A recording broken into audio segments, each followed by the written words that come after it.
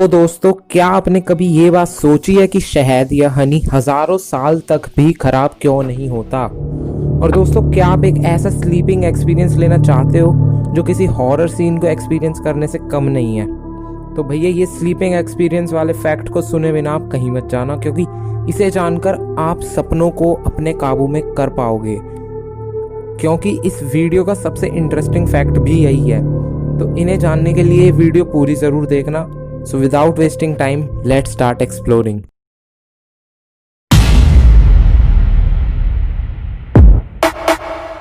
Fact number 13। दोस्तों, ये बहुत ही हॉरर फैक्ट है जिसे बोलते हुए मुझे खुद डर लग रहा है। और हो सके तो आप इस फैक्ट को एक्सपीरियंस करने की कोशिश ज़रूर करना। तो अब फैक्ट सुनो। पैरानॉर्मल एक्सपर्ट्स या फिर वो लोग जो भूत के ऊपर स्टडीज करते हैं, उनके मुताबिक जब भी आप अपने सपने में अपने किसी मरे हुए रिश्तेदार को या फिर किसी मरे हुए आदमी को देखते हो, तो वो मरा हुआ रिलेटिव उसी टाइम आपके ऊपर हवा में रहकर आपके पास आपको एकटक निहार रहा होता है, कुछ इस तरह। और इसी वजह से आप उन्हें अपने सपने में देख पाते हो। और ये 100% ट्रू है। इसे एक्सपीरियंस ज़रूर करो। Fact number 12। दोस्तों, ये बड़ा ही वियर्ड सा फैक्ट है, क्योंकि अगर एक ऐसे आईपैड का वजन चेक करें जिसमें खूब सारे ऐप्स इंस्टॉल्ड और एक ऐसे आईपैड का वजन चेक करें जिसमें बहुत कम ऐप इंस्टॉल्ड हो, तो लिटरली जिस आईपैड में ज़्यादा इंस्टॉल्ड ऐप्स थे उसका वजन कम ऐप इंस्टॉल्ड वाले आईपैड से ज़्यादा होगा। समझ रहे हो? मतलब ऐप्स में भी वजन होता है। मतलब समझ गए ना? ज़्यादा ऐप्स इंस्टॉल्ड वाले आईपैड का वजन ज़्यादा और कम ऐप्स इंस्टॉल्ड वाले आईपैड का वजन कम। स्टीव भैया, क्या करवा के मानोगे यार, salute to you. Fact number 11। आपने ये बात तो ज़रूर सुनी होगी कि अगर कोई आदमी की हाइट कम है तो उसके मम्मी पापा की भी हाइट कम ही होगी। और सेम ऐसे ही ज़्यादा हाइट वालों के लिए भी सुना होगा। पर असल में ऐसा नहीं होता। अगर साइंटिफिकली देखा जाए तो बच्चे की हाइट पापा की हाइट पर डिपेंड करती है, और जो चीज़ मम्मी पर डिपेंड करती है वो है बच्चे का वेट या वजन। या फिर ज़्यादा इजी वे में समझाऊं तो बच्चा हाइट इज इक्वल टू पापा और वेट इज इक्वल टू मम्मा। Fact number 10।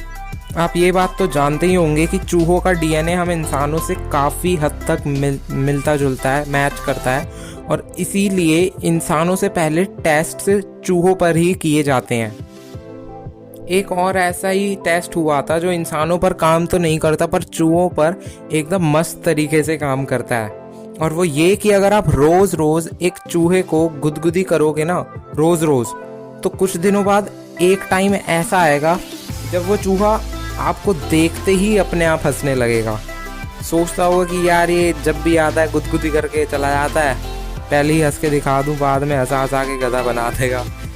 पर ये सच बात है। अगर आप उसे रोज रोज गुदगुदी करोगे तो एक दिन वो इतना हैबिचुअल हो जाएगा कि वो आपको देखते ही अपने आप हंसने लगेगा। Fact number 9।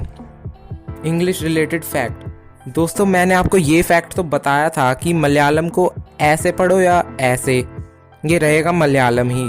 और इसी ऐसे ही एक स्विम्स वाले फैक्ट भी बताया था। स्विम्स वाले फैक्ट का लिंक डिस्क्रिप्शन में दिया है, वो वीडियो देख लेना। तो अब एक और फैक्ट सुनो। ये जो सेंटेंस है ना, वॉज इट अ कार और अ कैट आई सॉ, इसके साथ भी यही हाल है। इसे चाहे ऐसे पढ़ो या ऐसे, ये रहेगा वॉज इट अ कार और अ कैट आई सॉ। चाहे तो वीडियो पॉज करके आगे पीछे से पढ़ के देख लो। Fact number 8। दोस्तों, ये कोट है जो the great scientist Albert Einstein ने, और वो ये, humans invented atom bombs but no mouse would ever invent a mouse trap. अब इसकी गहराइयों को समझो। वो कहना चाहते हैं कि इंसानों ने एटम बम्स को बनाया है पर कभी भी एक चूहा एक चूहे के पिंजरे को नहीं बनाएगा। इसकी गहराइयों और इसके मतलब को समझने की कोशिश करो, और फिर भी समझ ना आए तो कमेंट सेक्शन में पूछ लेना, मैं बता दूंगा। मैं बस एक हिंट दे देता हूँ, अहिंसा परमो धर्म। Fact number 7। दोस्तों, क्या आपको पता है कि इन्होंने वर्ल्ड वॉर 3 होने से बचाया था। जी हाँ, बात 27 अक्टूबर 1962 की है, जब वर्ल्ड वॉर 3 शुरू होने से बस 2 मिनट पीछे था और रशिया एक न्यूक्लियर बॉम्ब गिराने वाला था। पर तभी रशियन आर्मी ऑफिसर वसीली आर्खिपोव ने न्यूक्लियर बॉम्ब गिराने से मना कर दिया, जिसकी वजह से वर्ल्ड वॉर 3 नाम का एक बहुत बड़ा संकट टल गया था। पर अफसोस, इन्हें कोई भी नहीं जानता। पर अब तो आप जान ही गए हो, आखिर इस चैनल पर जो भी है कोई भी खाली हाथ तो जाता नहीं ना, इसलिए जानो ही नहीं, इन्होंने ही वर्ल्ड वॉर 3 रुकवाया था। फैक्ट नंबर 6 दोस्तों, एक बार एक प्रेस कॉन्फ्रेंस में एक रिपोर्टर ने बिल गेट्स से पूछा कि सर आप ज़्यादा से ज़्यादा इंजीनियर्स इंडिया से ही हायर क्यों करते हो, आप अपने देश से भी तो कर सकते हो ना। तो बिल गेट्स ने इसका रिप्लाई किया, अगर मैं इंडिया से इंजीनियर्स हायर नहीं करूँगा तो कुछ सालों बाद इंडिया में खुद का एक माइक्रोसॉफ्ट खुल जाएगा। समझ रहे हो ना। सचमुच इंडियंस तुम बहुत ग्रेट हो, proud to be Indian.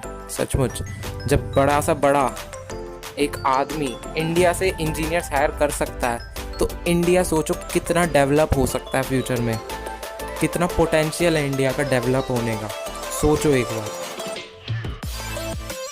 Fact number 5 दोस्तों, क्या आपको पता है कि जब भी एक एलिफेंट हम इंसानों को देखता है तो उसके मन में वही सेम फीलिंग आती है जो फीलिंग हम इंसानों में एक क्यूट से पपी को देखने के बाद आती है। हाँ, क्यूटी पाई वाली फीलिंग जो भी आपके मन में भी आ रही है इस पपी को देखकर। 2-3 और देख लो। मतलब for elephants we human seem to be very cute. Fact number 4 दोस्तों, हमारा ये शरीर कितना कॉम्प्लेक्स है और इस शरीर की रगों में बहता है खून और हमारे शरीर के ट्रिलियंस ऑफ सेल्स हर सेकंड ब्लड रिसीव करते हैं सिर्फ और सिर्फ हमारे आँख के कॉर्निया को छोड़कर।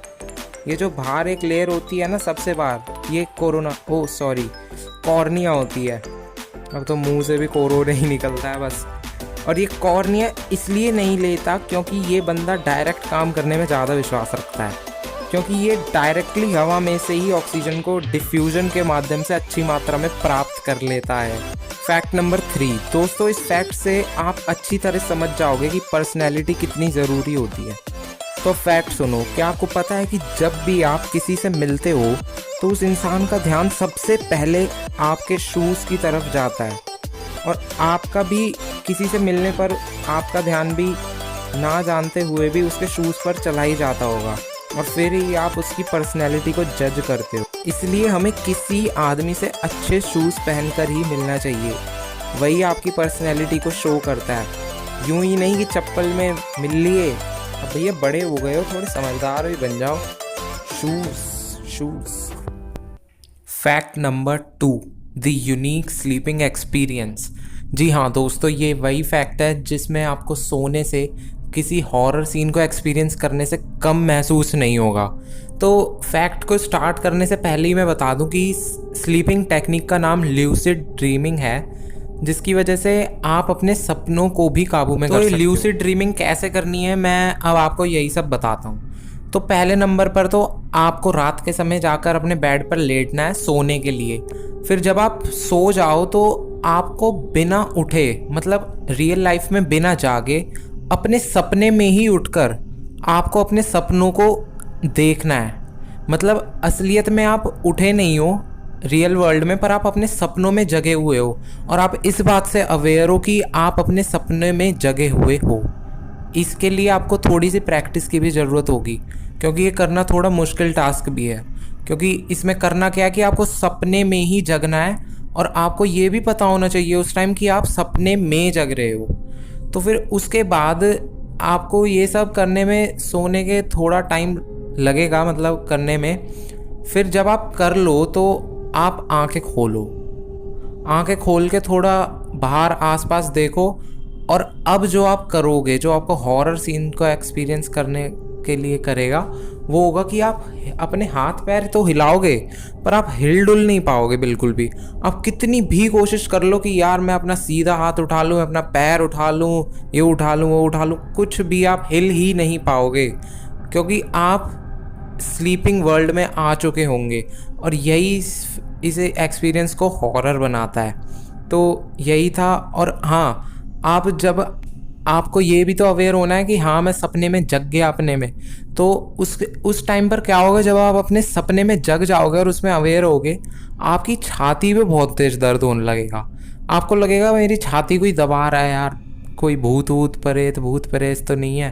पर एक्चुअली होता क्या है कि आपका ब्रेन सोने से पहले आप बॉडी ऑर्गन्स को कुछ सिग्नल सेंड करता है, ये जानने के लिए कि आपके शरीर के सोने के लिए, रेस्ट करने के लिए, रिपेयरिंग के लिए तैयार हैं भी या नहीं है, या मैं उन्हें यूं ही सुला दूं। और उन सिग्नल्स में होते हैं जैसे खुजली का सिग्नल हो गया, हिलने डुलने का सिग्नल हो गया, और अगर आप इन्हें इग्नोर करते हो तभी आप सो पाते हो। वैसे अगर आप जैसे खुजली का सिग्नल आया और आपने वहाँ पर हाथ पे खुजली हुई, आपने खुजा दिया, तो फिर आप उस टाइम नहीं सो पाओगे, क्योंकि आपको ब्रेन को लग जाएगा हाँ अभी कुछ काम चल रहा है बॉडी में, तो अभी सोने के लिए तैयार नहीं है बॉडी। और हाँ, अगर आप सोच रहे हो ना कि मैंने आज ये फैक्ट सुना तो आज ही मैं ल्यूसिड ड्रीम कर लूँगा, बिल गेट्स बन जाऊँगा, ये बन जाऊँगा, वो बन जाऊँगा, तो ऐसा पॉसिबल नहीं है। क्योंकि आज ही आपने ये फैक्ट सुना और आज ही आप ल्यूसिड ड्रीम कर जाओ, ये पॉसिबल नहीं है, क्योंकि आपको इसके लिए थोड़ी सी प्रैक्टिस की ज़रूरत होगी। क्योंकि रेगुलरली हमारे रूटीन में क्या होता है कि हम सो जाते हैं, सपने में कौन जगे हैं, मम्मी के उठाने पे तो जगते नहीं, सपने में अपने आप जग जाओ, तो ये तो नहीं होगा ना, ये सिर्फ प्रैक्टिस से ही पॉसिबल हो पाएगा। इसलिए ल्यूसिड ड्रीम में परफेक्शन के लिए आपको थोड़ी सी प्रैक्टिस की ज़रूरत, बहुत ज़रूरत होगी, तभी आप ल्यूसिड ड्रीम कर पाओगे। फैक्ट नंबर 1 से पहले दोस्तों, अगर वीडियो पसंद आ रही है तो प्लीज़ इसे अभी के अभी लाइक कर दो। वीडियो बनाने में सचमुच में बहुत मेहनत लगती है, आप उस मेहनत को समझ के देखो एक बार, और चैनल को सब्सक्राइब करके बेल आइकन को प्रेस कर दो अगर आप चैनल पर नए हो। और वीडियो ख़त्म होने पर दोस्तों के साथ शेयर करना बिल्कुल मत भूलना, और सब्सक्राइब करना भी मत भूलना, क्योंकि मैं ऐसी फैक्टफुल वीडियोस लाता रहता हूँ जो आपके ज्ञान को सचमुच बहुत ज़्यादा बढ़ा देंगी अगर आप रेगुलर मेरी वीडियोस को देखोगे तो। फैक्ट नंबर 1 दोस्तों, ये शहद आखिर हज़ारों साल तक भी ख़राब क्यों नहीं होता। आजकल तो मार्केट में वैसे नकली शहद भी आ रहे हैं जो सर्दियों में जम जाएंगे, गर्मियों में ऐसे हो जाएंगे वैसे, पर जो असली शहद है, आपने अपने बड़े बूढ़ों से भी ज़रूर सुना होगा कि असली शहद हज़ारों साल तक भी ख़राब नहीं होता। तो ऐसा क्यों नहीं होता, पर इसे बताने से पहले मैं आपको बता दूं कि ये जो छोटी छोटी सी मधुमक्खियाँ हैं ना, ये एक्चुअली इस शहद को बनाने में बहुत मेहनत करती हैं। और आपको ये जानकर हैरानी होगी कि 1 चम्मच शहद को बनाने में एक मधुमक्खी को कम से कम 4000 से 5000 फूल के ऊपर बैठना पड़ता है और उनका रस चूसना पड़ता है, तब जाके बहुत मेहनत करके 1 चम्मच शहद बनता है, जिसे आप 1 सेकंड में करके खा जाते हो। सोचो एक बार। तो ये तो मैंने बता दिया, अब मैं आपको बताता हूँ कि शहद हज़ारों साल तक भी ख़राब क्यों नहीं होता। तो दोस्तों, इसका आंसर बहुत सिंपल सा है कि शहद में इतना अमाउंट में पानी होता ही नहीं कि वो लाइफ को सपोर्ट कर सके बैक्टीरिया की। क्योंकि बैक्टीरिया जब किसी चीज़ में ज़्यादा हो जाते हैं तो उस चीज़ को स्पॉइल कर देते हैं ना, पर इस पृथ्वी पर पानी के बिना लाइफ तो है नहीं। तो उस हनी में भी, शहद में भी इतना अमाउंट में पानी नहीं होता, बहुत कम होता है, एक्चुअली बहुत ज़्यादा कम होता है कि वो माइक्रो ऑर्गेनिजम्स की लाइफ को सपोर्ट ही नहीं कर पाता। इसीलिए बैक्टीरिया वगैरह उसमें ज़िंदा नहीं रह पाते और शहद हज़ारों साल तक भी ख़राब नहीं होता। तो मिल गया आंसर, बहुत सिंपल था। तो आज की इस वीडियो में बस इतना ही, फिर मिलेंगे अगली वीडियो में।